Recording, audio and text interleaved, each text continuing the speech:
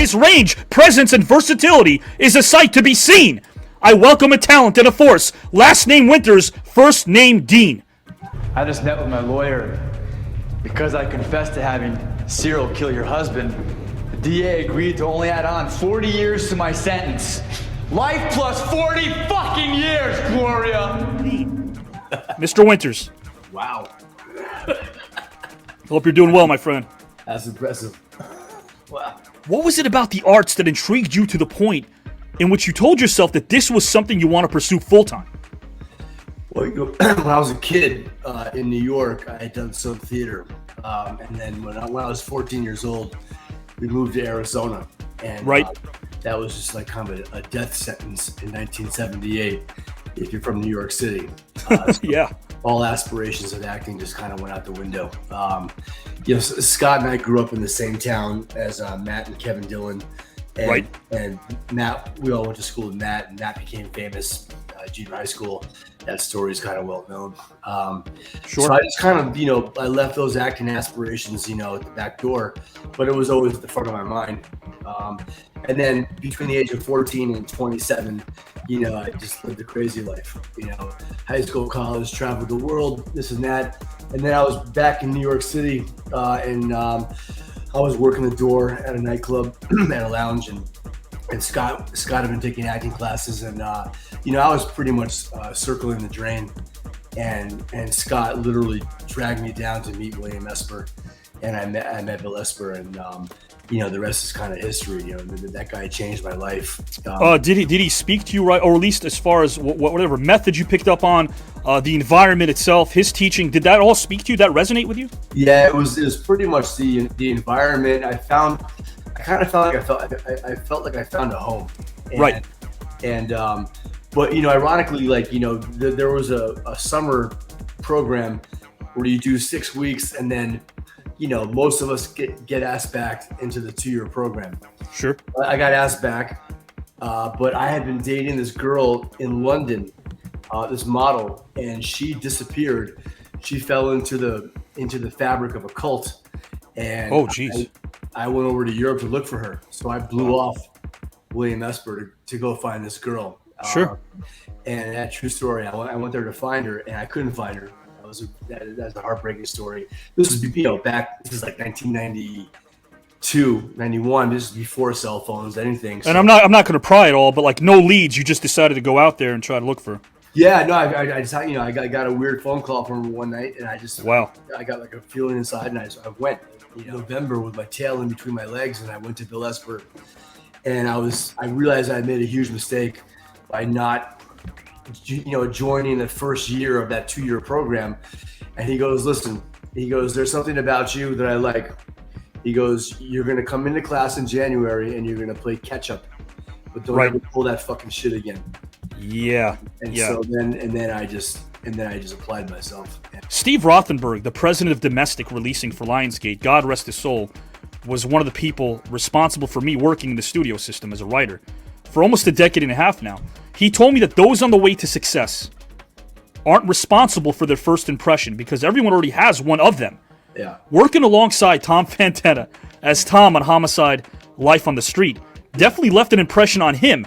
But the two of you connected on a humane level as well. Is that right? Yeah. Yeah, well, Scott and I were bartenders in the city. And, this is once again back before cell phones. And we had a following. We had a following. We would work somewhere, get fired, take our crew, go somewhere else. And this became a pattern. And one night we were working at a bar called Jim McMullen's on 77th and Lex. Oh, yeah. And this is a long time ago. And Noel Ben, who was a very famous writer, he had written Seven Silent Men. Sure. He was kind of, at that time, his assistant was my acting partner at William Esper, and Noel and I had become close friends. He was in his 60s, and he had like kind of looked after young actors like Matt Dillon and Mickey Rourke back in the day. He loved actors. He and his wife were divorced. Yada yada yada. One night he was at Elaine's with Tom Fontana. Scott and I were bartending at Jim McMullen's, and they came into the bar at like 1:00 in the morning. And I had no idea who Tom Fontana was. I was like, I was crazy back then. And Scott and I were bartending, and Tom comes in with a baseball jacket and long black hair and a ZZ Top beard and maybe. Right. And I looked at Scott and I was like, wow, look, Noel brought his cab driver in for a drink. and then like a month later, Scott and I were working down in the East Village at a place called Nevada Smith's. And Scott had the opening night of a play. We had a theater called the Workhouse Theater. Right. Mecca, and Sure. Scott had opening night, so I was like the opening bartender. And when the play was over, the whole cast and crew, they all came, and then all of a sudden there's Tom Fontana at the end of the bar, and he wants to drink, and I'm like really fucking busy. I'm deep in the weeds, and going nuts.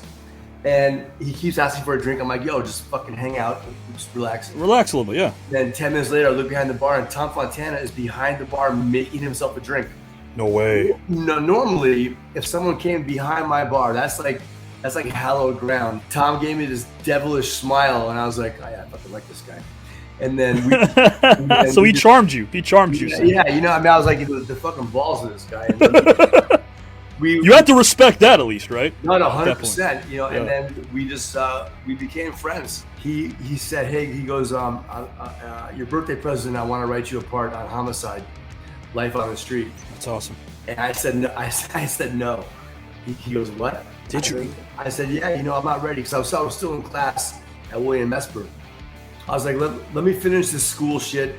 Yeah. I'm not ready for this. He goes, you realize you're the first young actor who's ever said no to me? I was like, well, deal with it. And we became like brothers after that because he knew that I was authentic and that I was not. You were going to come at him real all the time. Yeah, I wasn't hanging out with him because I wanted. I respect that. He was my boy. You know what I mean? I respect that. A year later, I did Homicide, and I was so bad on Homicide that I should have done it the previous year. You know what I mean?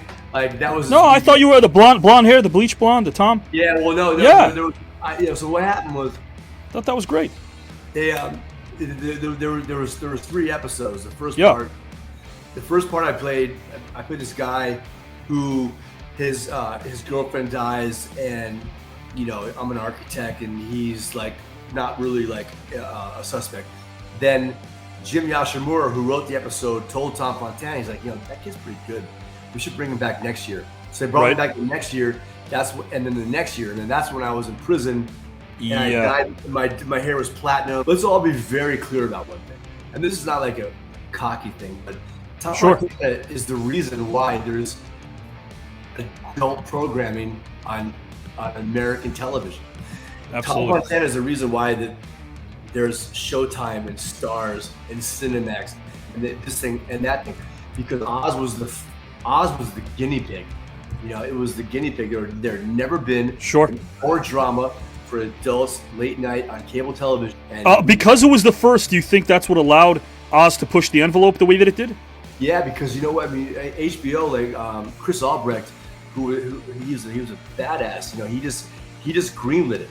And he was so amazing. He used to be the manager at the Improv. I did some stand up, and then all of a sudden, HBO programming. He greenlights Robert Wall's show. Sports Agent. Yeah, that was a half-hour comedy. Half-hour comedy, and then he allowed some of these shows. Essentially, he was a bit of a maverick too, right, Chris?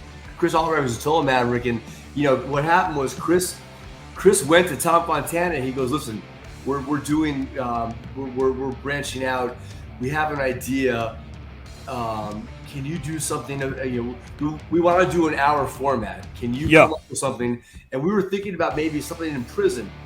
And ironically, Tom, for the previous 2 years, have been traveling to various prisons throughout New Jersey and New York. Right. The prison system, because Tom was creating a prison drama just in his head. And it was like a perfect match. And Tom goes, fuck, I have something. Right. So they did so Tom made a 15-minute presentation. Tom created my character on Oz after watching me bartend for all those years, because when I was a bartender, I had a motto, and my motto was, if you leave my bar with $1 in your pocket, then I fucking failed, right? Everything to make sure you went home broke. Yeah. Anything, right? That was your objective. That was my objective, and so it was almost like Othello-like, and Sure. And so Tom saw that, and then he kind of created this character after watching me bartend. He's a hustler, he's a loner, and that's what I was in prison. I was the only Irish guy. I was the only, I was kind of like fending for myself. Didn't have a gang behind me. It was like I was a one-man show. Maybe you die.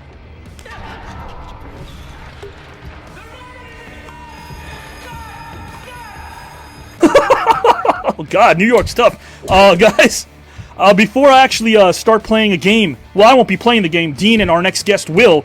I'm gonna pop out a little bit. Why don't we let our guest pop in? I'll pop out. They can schmooze for a few minutes. I think they know one another. Hey, shh. It's okay, it's okay.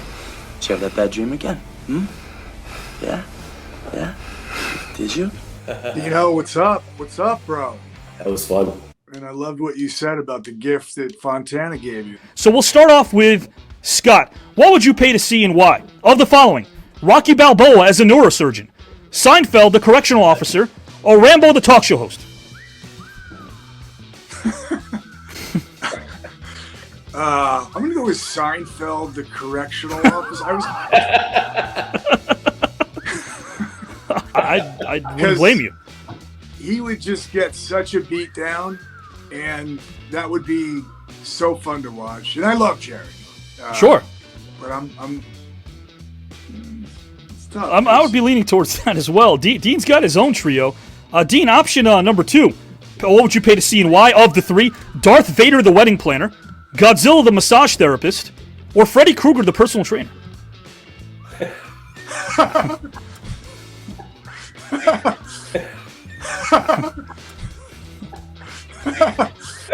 Our last one, guys, turning over to Scott. Archie Bunker the mountain climber, Ralph Cramden the yoga instructor, or Don Corleone the computer repair person?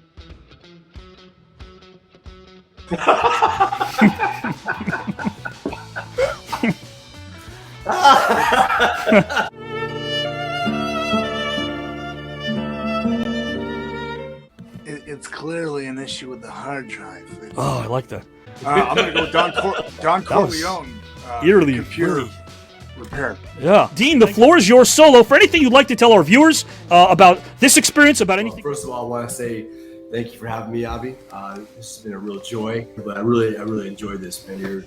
You're a smart guy, and you ask really good questions, and you've kind of helped me to reflect on a lot of things I haven't thought about for a long time. So the takeaway from this is going to be awesome, and just to be able to see my brother on the screen and share some time with him is a beautiful thing. And to anyone out there that's ever watched anything I've done, whether you've hated it or loved it, I just appreciate people checking in. I'm very grateful to anyone that spends any time of their day to watch something that maybe I've done. That's pretty much it, man. Thank you again. Class personified, Dean Winters. Thank you. See you guys. Scott, good luck.